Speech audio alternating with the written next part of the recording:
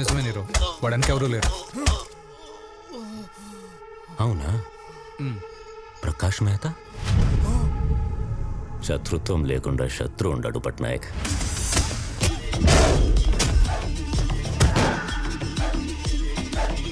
అబ్దుల్లా చేతిలో వాడు చచ్చి అరగంట అయింది. ఇప్పుడు వీడు నీరో